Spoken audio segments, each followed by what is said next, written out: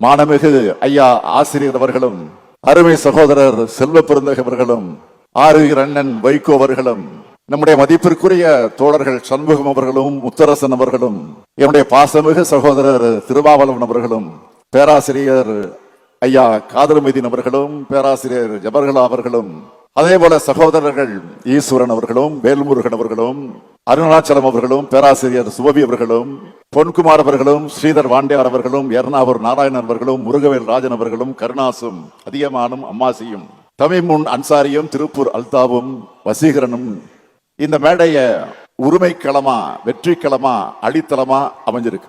பிறந்த நாள் விழா மேடை போல இல்ல, வெற்றி விழா மேடை போல இருக்குது. ஆமா, இது வெற்றி விழா மேடை தான். 2019 இருந்து கொள்கை கூட்டணி அமைச்சு வெற்றி பெற்று வரும் நாம 2026 அடைய போகக்கூடிய வெற்றிக்கு தொடக்க விழா மேடை இது.